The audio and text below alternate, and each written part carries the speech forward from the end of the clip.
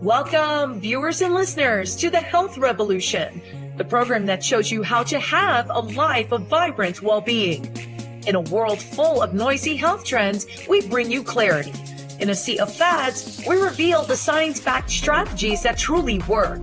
We explore physical strength, emotional resilience, and mental mastery. These are the keys to an enriched life. Join us for inspiring interviews with champions who conquered life's health challenges, fueling your journey. Are you ready to unlock your potential? To live with vitality and purpose? Then join the Health Revolution. I'm your host, Adriana Morrison, health and fitness expert, speaker, and a mom who understands. Let's embark on this transformative quest. Together, we're about to change the game, starting now. The information provided in this show is intended for educational and entertainment purposes only. Viewers should use their own discretion and consult with a healthcare professional for personalized guidance and recommendations. Welcome, everybody, to the Health Revolution. I'm your host, Adriana Morrison, and we are so thrilled that you are joining us today. Don't forget to hit the subscribe button because we want to stay connected to you no matter which way you're tuning into us.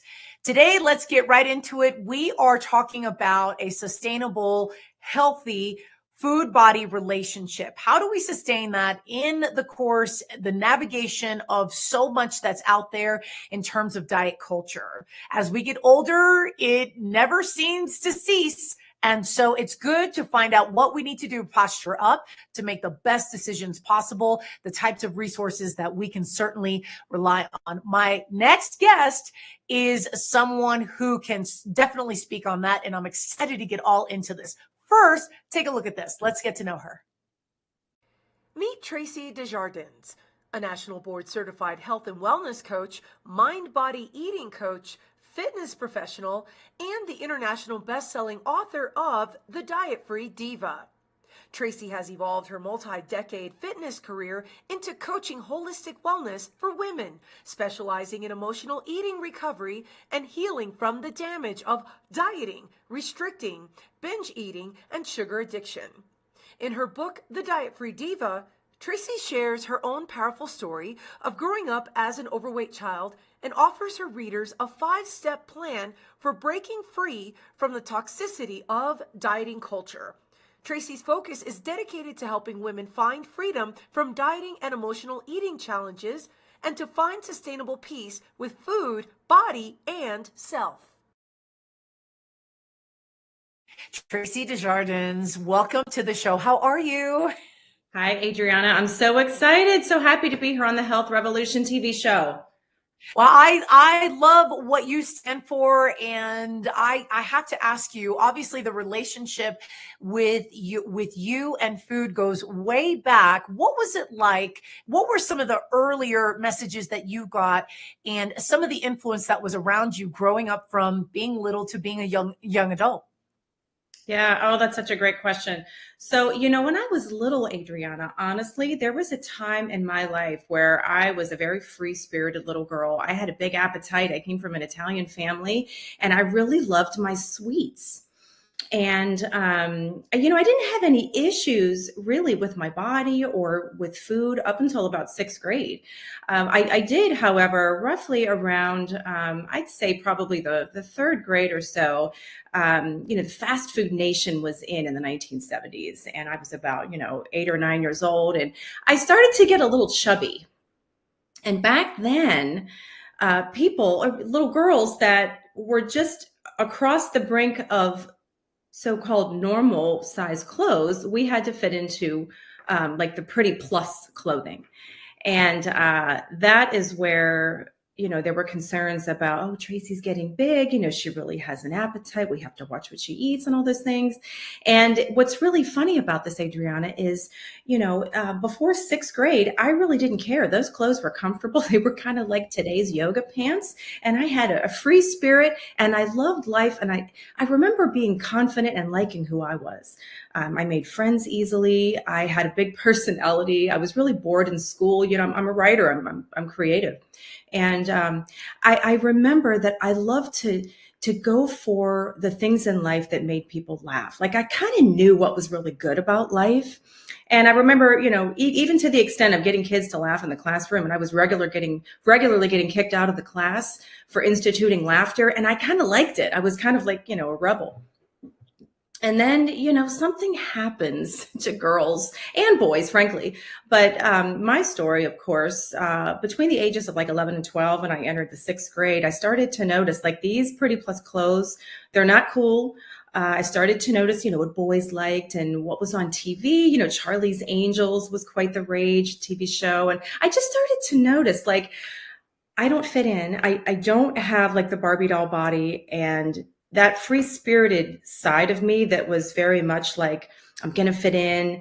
I'm going to take care of this. I bought into my first diet. So around the age of 12, I took on my first diet with the intention of losing weight. And that's when I developed problems for years to come. And I think of me growing up, or I think of myself growing up as well, and all of the influences that were around us and what was supposed to be ideal. Of course, the marketing piece of television and commercials and the things that are supposed to be the thing. How much of that do you feel goes way, way back to imprinting on your mind of, well, this is what the standard is. This is what I need to do to be liked. This is what I need to do to fit in. Yeah, well, I started to notice when I entered junior high school, and again, what was on TV was like the tall, lean blonde. I was not tall, I was not lean, and I wasn't blonde. But I kind of felt like, well, I can do something about this. I started to notice like diet food, diet Pepsi, and all of that stuff. And I just believed that if I went hungry, I could somehow shape change myself to fit into some semblation of the Charlie's Angels, of the popular, the Teen Beat magazines, and what the boys liked about the other girls in my class. That was a big one. So it was kind of like, I have to do something about this now. The pretty plus clothes are not good enough. And that meant I wasn't good enough. What was the message you were getting at home? So TV was imprinting. And then, of course, we're having the pressures of fitting in at school. But what about home? What was, looking back, what were some things that you noticed, the message non-verbally and verbally that your family gave? Yeah, well, I came from a very loving home, two parents that loved me very much. There was dinner on the table every night. Everything was great. And, food was meant for celebrating, and all things were good, but they were concerned that I was chubby.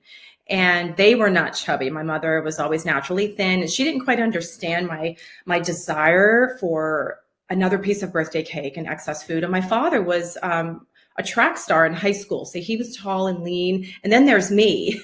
So I think they were worried about me, and they tried to motivate me with a little bit of fear and a little bit of criticism that was difficult with regards to what I ate, what I looked like. Well, don't you want to be like this person? I bet she watches her weight, things like that. But they were trying to protect me in a culture that was saying thin is in, and they wanted the best for me. They were worried. So that's what that was like.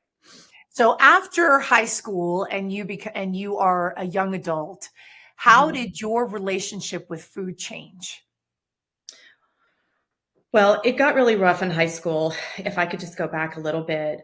So I said how I started dieting at the ginger age of 12. I mean, everything was so ginger then. And I wasn't really into sports. I tried a lot of them, wasn't very good, but I discovered this really fun thing called aerobic exercise classes that were really the rage in the 80s. And it was something that I did that nobody else was doing from school. And that was kind of like you jump up and down, you sweat, you have a good time. And that was really, looking back, that really saved me. And then it was kind of a curse at the same time later on. But through high school, I developed binge eating disorder, where it was a product of diet and restrict, right? Which led to a rebellious binge. You can only restrict for so long before you go crazy. And then when you add on my tenacity for choosing sweets for emotional regulation, I had a two-edged sword.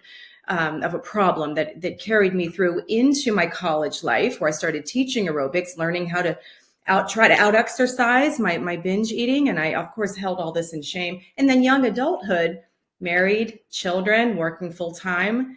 I was doing the same thing with new tactics. And it was always something I never shared with anyone. So it really, it carried through over 3.5 decades of my life, Adriana. I mean, it was really something that I can't believe I'm on TV and I'm on podcasts. I write a book about this problem because I was hell-bent on nobody knowing about this because I was very ashamed of it. It was hard. So you didn't talk to anybody about this growing up just by chance, or even peers? Was there anyone else around you that maybe was struggling or shared the same concerns, fears that you had? That's such a good question. I will say this. When I was in college and shortly after, knowing what I know now, I had binge eating disorder that was rooted in chronic dieting. It really was. But nobody talked about that then. I had friends and I knew of girls that were going through like anorexia and bulimia. And I thought, I actually felt like, wow, I'm glad I don't have that, but they're really disciplined. I'm not disciplined. All I do is overeat. So I thought that I had some slovenly problem that was really rooted in no willpower. But these other girls that had these real eating disorders had people supporting them, and they were going away, getting through it and getting attention, loving attention. Whereas I labeled myself as, I just have some like out of control eating problem. So there's something wrong with me.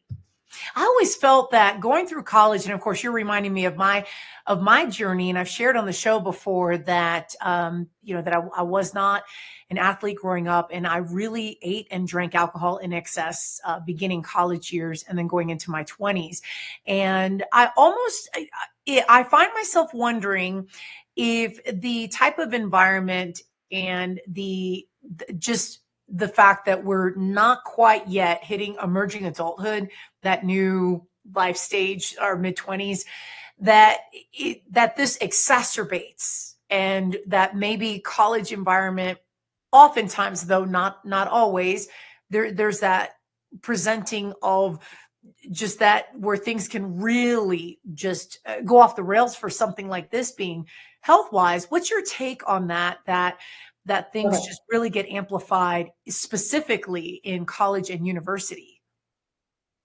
There's something that takes place in college that can really be a driving factor in intensifying, I'll say, eating disorders, the one that I had that wasn't identified back then. And that is the word independence. Now, I went and I told you about my 4th grade me, and I was a survivor. I wasn't afraid of hard work, pulling up the bootstraps and pushing hard to get what I wanted. I wasn't afraid of that. But the thing is, my independence in college, nobody was watching. I could call my own shots. And I really started to pursue the restrictive, it was fat-free nation back then. And I was pursuing that with a vengeance because I could. And this sense of control that I had, I liked it. And it got channeled into ways, pulling up the bootstraps, brush yourself off and start over with the next diet was something that I thought that's just what you do. So my independence actually created the space for me to get that really ingrained in my mind and in my habits that really didn't serve me very well. But it's that independence piece. We can do what we want. We're on our own. Feels good. Yes, and I agree that just that environment is part of the college years, that level of independence. So what you're saying is you didn't get checked. You didn't when it came to this, and I'm hearing that this almost was like maybe a positive spin that was thrown into the mix of, look how much more control I'm choosing to embrace. Like I'm putting forth more control so that that this is not getting to me. Would you say that was something that Yeah. maybe came to fruition? It did, and I was asserting my own values at the time. I was kind of unique in college. I think it's a blessing. I think I'm allergic to alcohol. To this day, I get very sick, so I consider that a blessing. So I wasn't one of those girls that could go out and party on. Got a job at a health club, so I was the 6 a.m. aerobics teacher. So I had a good excuse to get to bed, and that helped me form this separate identity where let's all get together. Let's turn up the music. Let's jump up and down or step up and down off of this platform until we can't breathe and celebrate life till our faces are flush red. And it felt good. I felt like I was creating something on my own that took me down a road that actually was a saving grace. This aspect of channeling that part of my personality where let's make something good out of this, where you didn't have to be good at it. You just showed up, turned up the music, and let's just move together. And I still do that to this day. I love hearing that because I can certainly relate in so many ways to that piece. Do you feel that some of the physiological gains from that feeling, we did something, the body responded, I feel like Yeah. I'm getting better. Do you think that at any point in time began to outweigh some of what you were struggling with your eating disorder?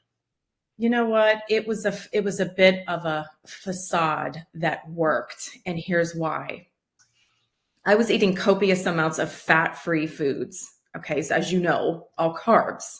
I was in my 20s. I was teaching classes upon classes all week.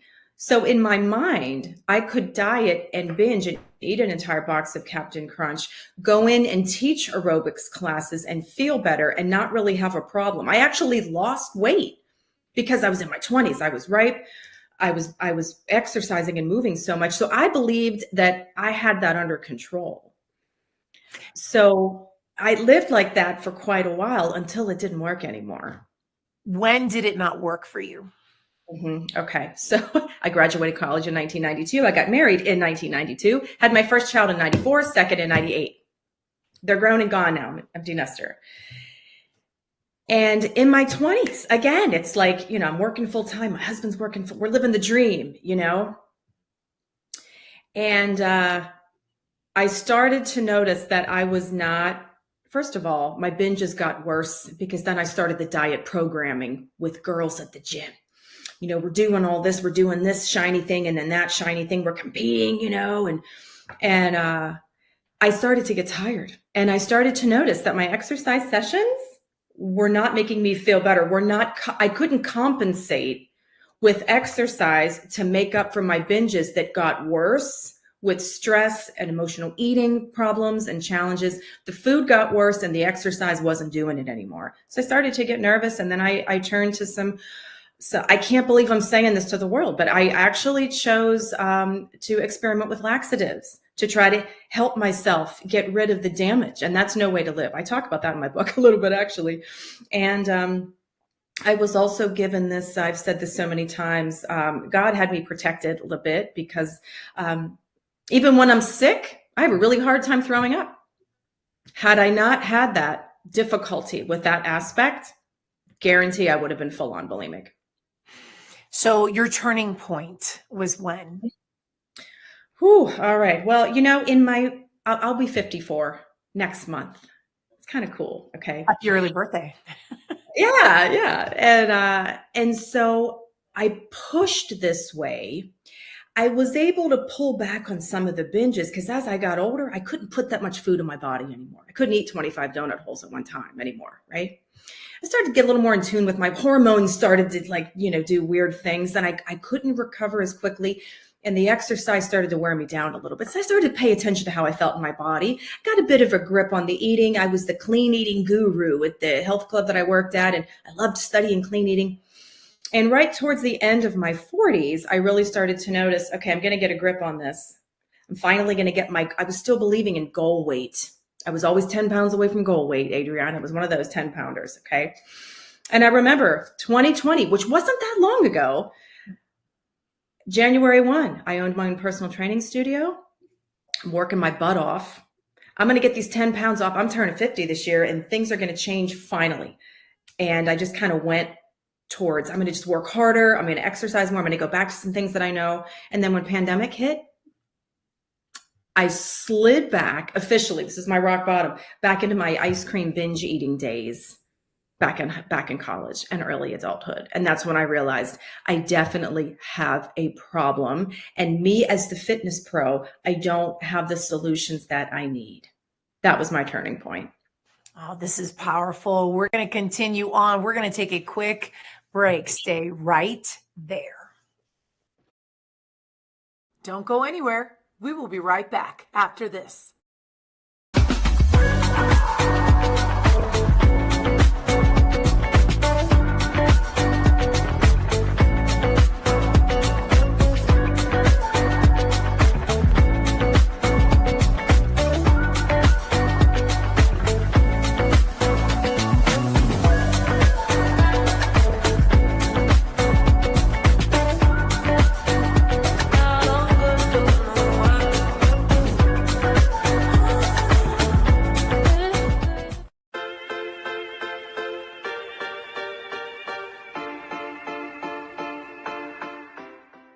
Welcome to today's Fit Bite. We're diving into the essential world of sleep. Now, it's not just about quantity, it's about quality. Good sleep is the cornerstone of your health, and it impacts everything from your mood to your metabolism. So first up, stick to a sleep schedule. Consistency is key. Hey, I know sometimes I'm guilty of this. Aim to go to bed and wake up at the same time every day, even on the weekends. Now, this helps your body regulate your body's internal clock and improves the quality of your sleep. Next, create a bedtime ritual. So whether it's reading, taking a warm bath, or practicing gentle yoga, find activities that signal to your body, hey, it's time to wind down. Avoid screens before bed, as blue light can disrupt your body's natural sleep-wake cycle. Lastly, make sure that your sleep environment is inviting. Keep your bedroom cool, dark, and quiet. Invest in a comfortable mattress and pillows to ensure that your body is supported. So remember, good sleep is not a luxury, it's a necessity. Prioritize it like you would for any aspect of your health. Sweet dreams, and stay tuned for more Fit Bites.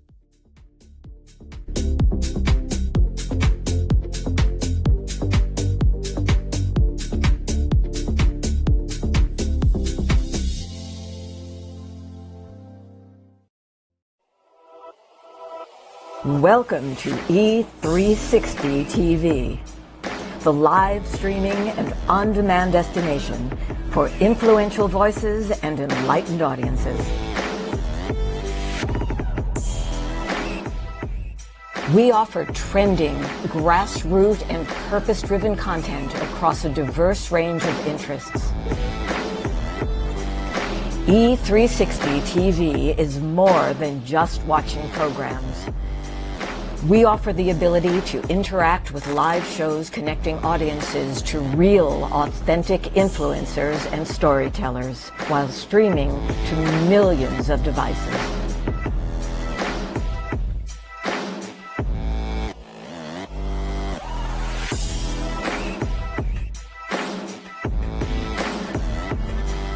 Real experiences. Raw conversations. One destination for it all. E360 TV. Welcome back to the Health Revolution. Welcome back, everybody. My guest today, Tracy Desjardins, she is the author of the book, The Diet-Free Diva. We are diving into how to have that right food-body relationship, allow it to be sustainable so that we can obtain that optimal life. And Tracy, as we were going to break, you started to delve into the turning point where the pandemic was that time frame that it really, you sat with the moment, with the notion of, okay, this is an issue and I've got to finally, I've got to really do something about this. What then allowed you to persevere and really create your personal breakthrough? Well, I had to let go. I had to let go of the white knuckling of control that I thought that I had that was not serving me. And the white knuckling of control was following rigid, restrictive, healthy eating plans that I had created for myself based on a combination of all of the diets that I had been on, thinking that I was doing this in the name of health. And I realized that I had to let go of that control.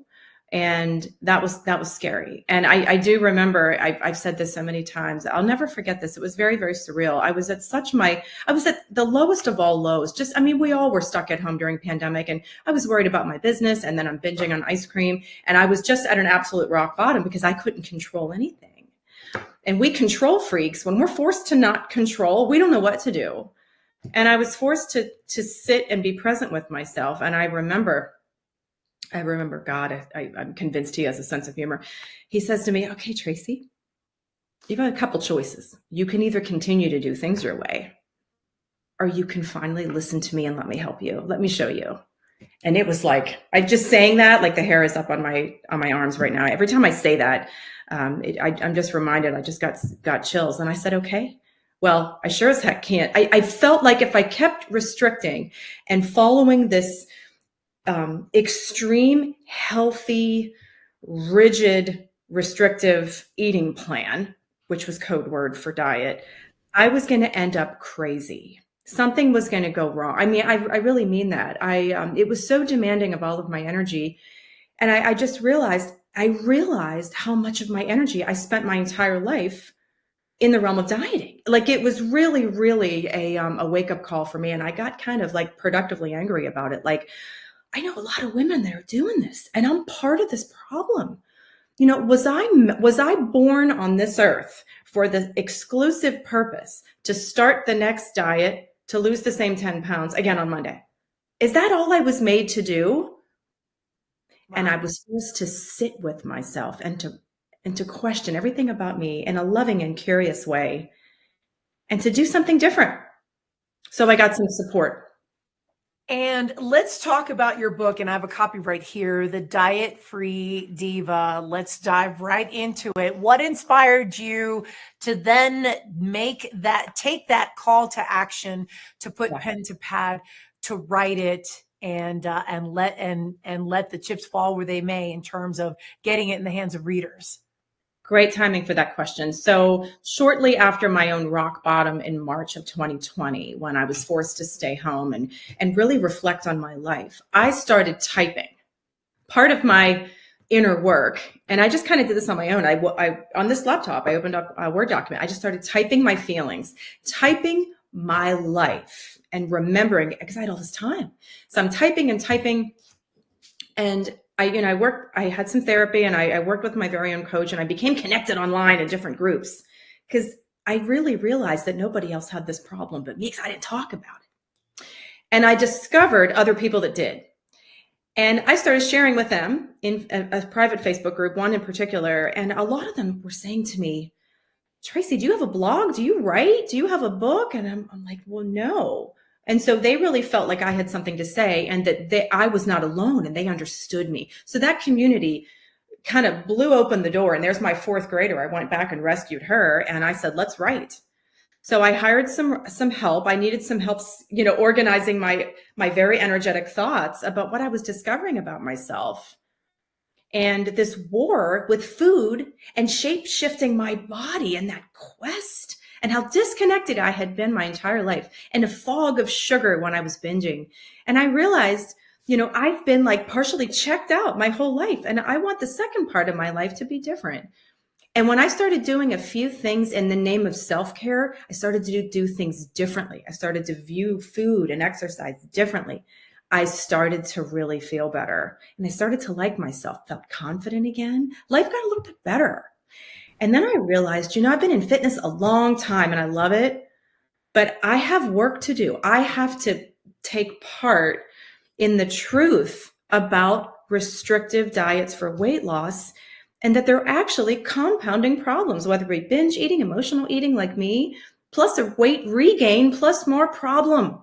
And it makes way too much money. So I couldn't be quiet. I could not be quiet, and I just started writing from my heart. So this book tells my story, and I still can't believe it's out there. I mean, I can now, but at first I was like, do I really want to say this? And my story is what has brought so many women to me, because they tell me, I hear this so often and I love it. Tracy, you're so relatable. I feel like you're talking to me. So stories have power, not pretending to know all the answers, but being real and holding space for someone else to share that understands this, and knowing that I get them. And it just feels, I've never felt more fulfilled in my work ever in my life, Adriana, honestly. Well, I do want to read one excerpt from here, and you talk about something pretty powerful in the chapter, The Shift. And you said, and it's a small paragraph, and I just want to share with our readers or with our audience here. Dieting promised a dream. It was the ultimate solution for weight loss, according to all the magazines and TV. Give up and restrict all my favorite foods and suffer until I see a number on the scale. That was the only solution. I believed I could just learn to live with the discomfort of being hungry most of the time and ignore my appetite. I would get thin and I would be magically loved, accepted, and successful. Then my life would transform into my dream come true. Meanwhile, my spirit screamed for truths that I ignored. Can you talk more about that, the mind, body, spirit healing connection that your book so eloquently dives into? I love that. So part of what I talk about now with my clients and on interviews like this is that to find peace and freedom with food and body and self as a woman, okay, it really does involve aspects of mind, meaning thoughts, how we talk to ourselves, what we believe, body, meaning healthy habits, yeah, healthy food, yeah, movement on your terms. But then there's also this thing called spirit, and that is a connection to who we were meant to be and our purpose for being alive. And in this quest with restrictive dieting for weight loss, that takes up the body part of it, gets so much attention in the wrong ways. And I spent over 3 decades of my own life being disconnected from my own thoughts, and also putting everything that I felt like I wanted to pursue in my life on the back burner until I felt like I hit the 130 pounds. I do not weigh 130 pounds. I have many times, and I'm not willing to do the things to force my body to get there. It's not sustainable. But I put my life on hold. I was also partially checked out when I raised my children. My husband is the most patient man ever because he put up with my mood swings and supported this problem he knew. So anyway, I spent some time examining what was true about the body aspect of the trifecta and diving into where my weakest link was I had this inner bully that was really hard on me. And it was really telling me things that weren't true about myself and keeping me stuck and keeping me in stress. And that was contributing to my binge eating problem. And I wanted to go back and be that 10-year-old in 4th grade again, where I knew like life is good. I like people and I liked myself. I hadn't liked myself in a really long time. And I knew that I was meant to do that. And I was meant to lead and I was meant to inspire. And teaching aerobics classes was my little flavor of getting my little, I inspire that way, but I had more work to do. So this trifecta of mind, body, and spirit healing, finding peace and freedom with food and body and self has a lot more to do with eating healthy and exercising. Can you name some of the dangers behind the dieting culture? Maybe some of the not so obvious ones to be on the lookout for, the red flags that you in your studies, in all of your experience have recognized that maybe others don't recognize? I'm going to sum up my answer to what you're asking me in a real simple way for anybody listening in. We have so much common sense that's just waiting to be accessed. In my humble and very experienced opinion, if someone takes on an eating plan that makes you unhappy You're excluding a bunch of foods. You're specifically not allowing yourself to eat certain things. It's not going to end well because it doesn't make sense. If it's not something that you can see yourself doing a year from now, something's off.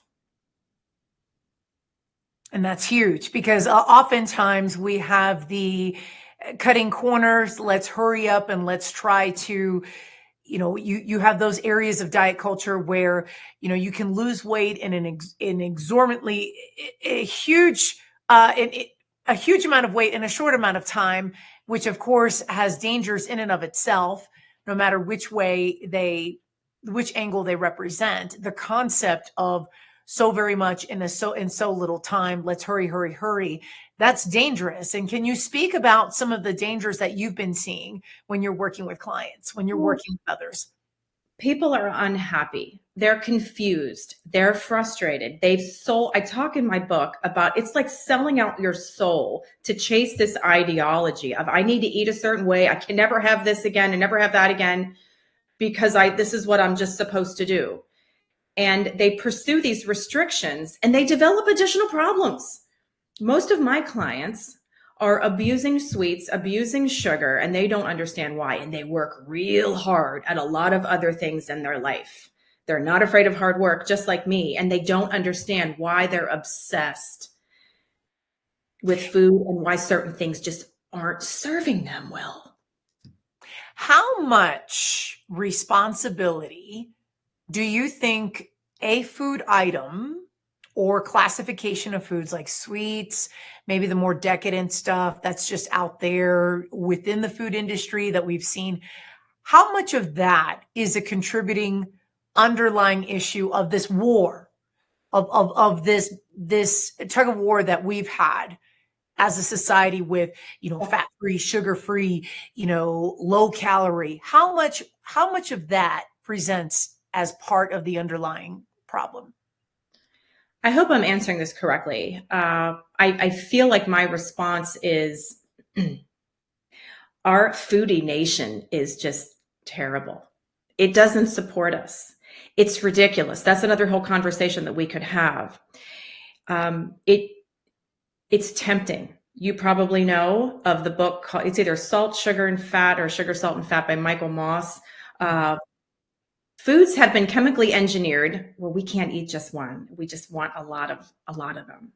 And it's in these foods, these hyper palatable, uber palatable foods are out there constantly everywhere. You go to the hardware store, there's candy. I mean, anywhere you go, there's junk food that is available.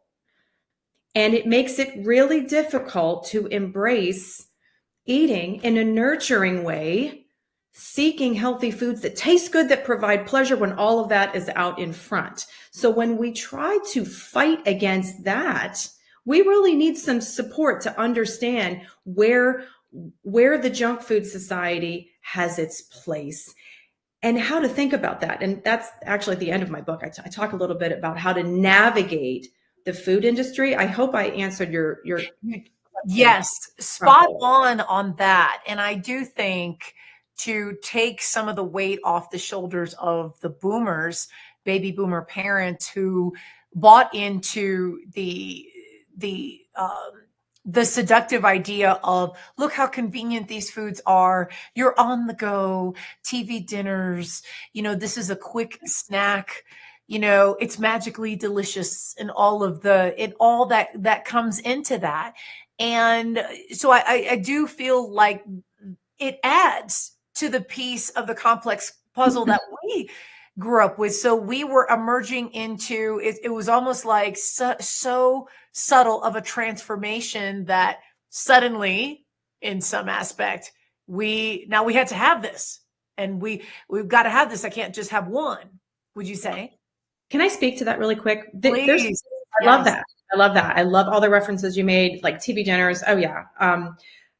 There's a part in my book, I forget which chapter, but I reference what is normal. I remember being a child thinking, how do you eat normally? Like I was getting chubby. The road that I lived on had every fast food restaurant known to man. it was like a freeway of fast food. And I remember being a little girl and thinking, well, it must be okay to eat. Like, it must be good for us. Otherwise, these places wouldn't exist. So like, that must be normal. And like all the sugary cereals that I loved, at Little Debbie snack cakes, like chips with your sandwich on white bread, like all of that is must be normal, or it wouldn't be available in the stores. That's the innocence of that, the innocence of that. And so it takes someone, you almost have to have a mentor to help people come out of that fast food on the tongue and the decadent taste, eating for taste, to understand that a green apple tastes really good.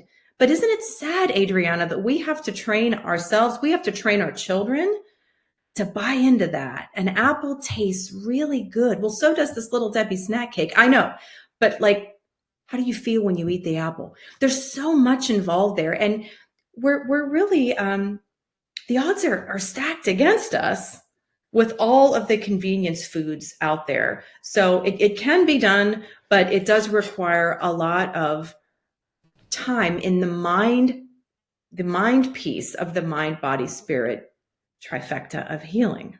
And I love doing that kind of work, by the way. Yes, this is a huge point you've made. We're going to take a break. Stay right there. Don't go anywhere. We will be right back after this. Thank you so much for watching The Health Revolution. Our show is growing, and it's all thanks to viewers like you. No matter how you found us, please hit the subscribe button so we can stay connected and continue to deliver amazing content to you. Life is so fragile, and we're constantly reminded just how fragile life can be, especially when we or a loved one is told we have cancer. Cancer survivor myself, I can tell you, we still feel very alone in this journey.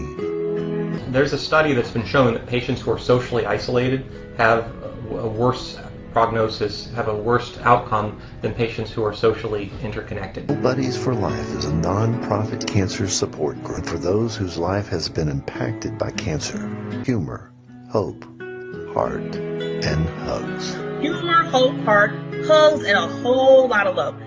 Share this with your friends and family and support this community in every way you can. No one should face cancer alone. I am a chemo buddy for life. We are a buddies network. No one does cancer alone. Be a buddy. And we are all here for you as a community of love. We are chemo buddies for life. If you've heard 3 words, you have cancer, for yourself or someone else, you belong with us at Chemo Buddies for Life. Healing through connections.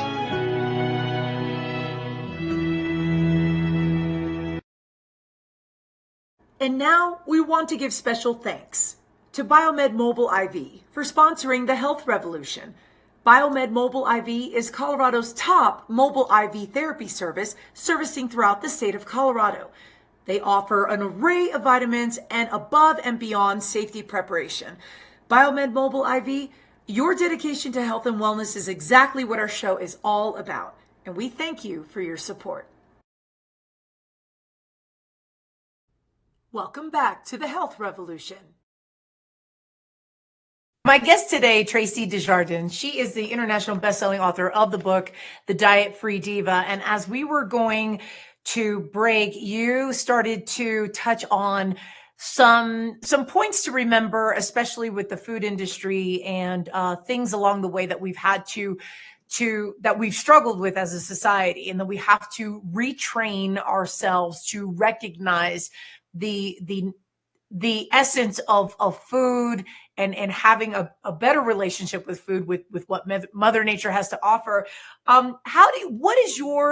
What are your protocols when you work closely with someone who has made the change or has made the decision that they want to overcome this type of struggle, overcoming the diet culture and having a better relationship with food?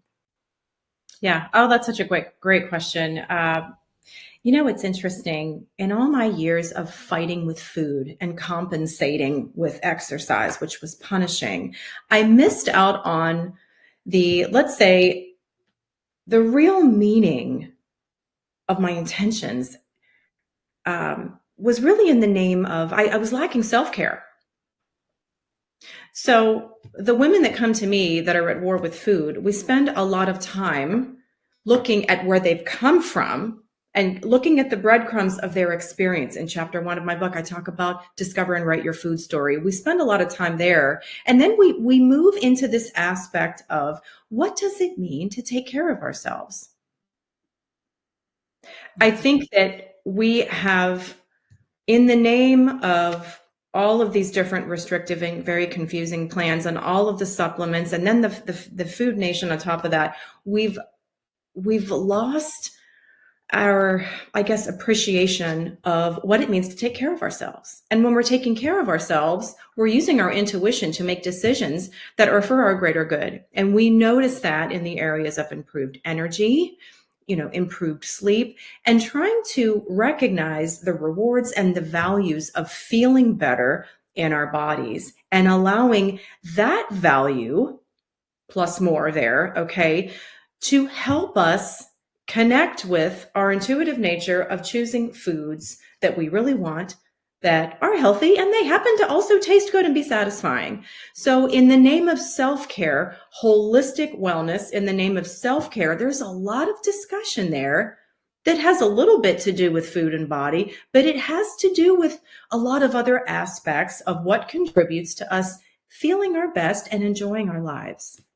So not only did you mention before, when you and I had connected before today, that you work with clients closely, but you also have a group that you work with within social media. I'm going to see if we can bring up your banner slide and talk a little bit more about that and the context behind your how you serve, and then you're in that group setting. Yeah, so I mentioned before how at the beginning of pandemic, I discovered that I needed to channel my energy towards creating a movement for this truth, right? And I also found some wonderful healing connections in a Facebook group where we all talked about our struggles with food and body. And when we realize we're not alone, there's power right there. So I created my own group called Diet-Free Divas.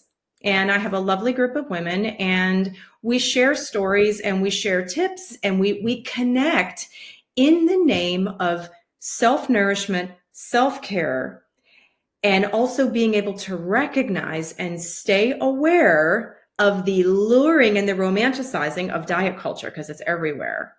So we really have a wonderful community of like-minded women that recognize, like, hey, I've been on these diets. I don't want to do that anymore. I want more. And they have an appreciation for self-care, and they really enjoy knowing that they can go somewhere where they're not going to be, let's say, sold on something that they don't need. And it feels good to be around honest, authentic people. Now, is this group, when we're talking about women, are the vast majority in perimenopause or menopause, 40 something Yeah. on up? Is it I'm going to guess and say, is there a wide range of age that you're noticing that's in the group? Yes. I have a few in their 30s. I have some in their 40s, and it's mostly like, I'd say late 40s up to maybe 75, 77, because the women that are older, they went through the very, very strict early dieting days. And they're also, recognizing where they've been stuck all these years with these belief systems about their bodies and about food and dieting. So it's really fascinating, and it's very warm and welcoming. And again, having these conversations, these real conversations, are all part of finding our own peace and freedom with food and body. What is the one takeaway that so very many women in your group have when it comes to working on themselves, elevating their self-care, and seeing how they can become stronger in all aspects of their life? I think the biggest thing is women are now starting to pay attention, and they're starting to notice what their thoughts are, learning to identify and being able to name their feelings and name their emotions and meet and attune to their real needs, attune to their real appetite. Many of us never learned how to do that. Really, we were never taught that. Our parents didn't know how to do that. And I that was a big one for me. I didn't know how to validate, identify my feelings. I just knew how to push and ignore so much about myself. And I was using food to try to like numb and escape something I couldn't even identify. So to answer your question more directly, it's this sense of being self-aware. When we're self-aware and we're conscious and awake, we're in a much better position to identify what our needs are and how to meet them. And I will also say that those skills and those tools are free to all of us. It just takes someone like me to help women learn how to find them. You can't buy them with a credit card. They're free and they're available, and we were born with the ability to do that. And those are the kind of conversations that help women to find their own pathway, not my pathway, their pathway to feeling really good about themselves and their relationship with food and their bodies. We're going to take a quick break. Stay put. Don't go anywhere. We will be right back after this. Hi, this is Clara Capano, your host for Women Winning Their Way, where we talk about how you can create success all on your terms. Join us Thursdays at 8 p.m. Eastern Standard Time on the Limelight Network here on E360 TV.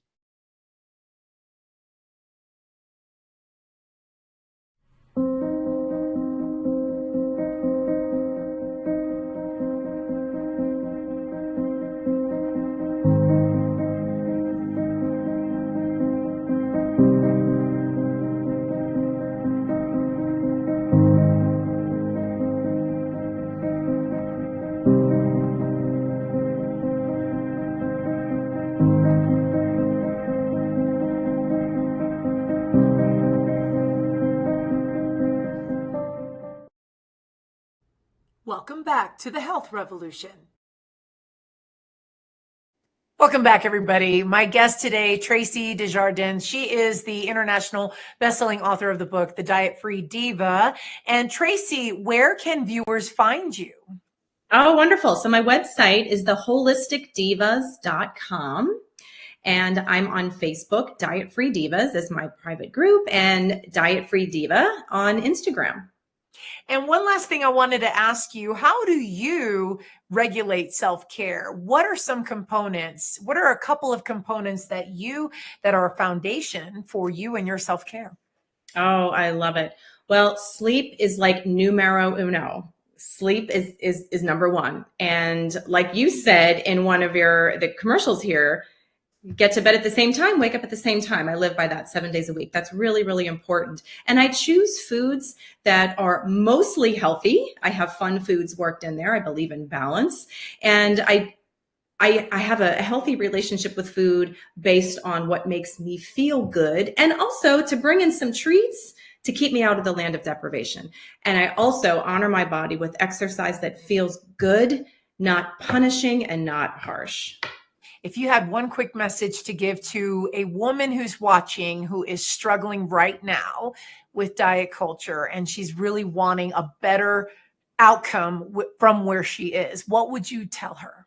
Yeah, of course, I would tell her to contact me as soon as possible. But the next thing that I would tell her is trust your own instincts.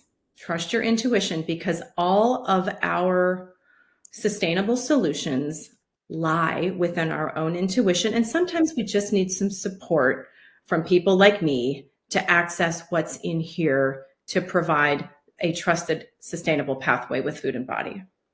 Tracy Desjardins, you've been a wealth of knowledge. Thank you so much for your time, energy, and input today. Appreciate it. Thank you, Adriana. This was so much fun. I knew it was going to be. I know it was going to fly. And for all of our viewers, please remember that our website is thehealthrevolutiontv.com. That's where you can subscribe to our newsletter. You can also email us with any show ideas that come to mind, and we certainly would love to deliver on that. Quick grab of our QR code on the upper left-hand corner of your screen. That's there for you. And then, of course, please remember, as always, every single week, we are on the Achieve TV channel channel on E360 TV, Tuesdays and Thursdays. That's 10 a.m. Pacific, 1 p.m. Eastern. That is all the time that we have. Until next time, take care of yourselves. We will see you soon.